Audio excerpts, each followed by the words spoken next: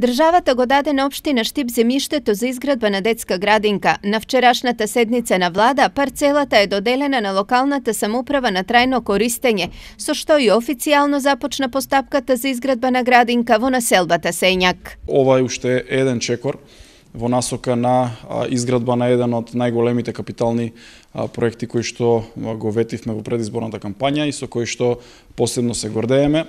Токму затоа да информирам јавноста дека се работи за парцела од 5518 метри квадратни на кои што ќе се изгради детска градинка за околу 200 дечиња. Средства за изградба на објектот општината ќе обезбеди во соработка со Центарот за развој на ИПР преку Министерството за локална самоуправа.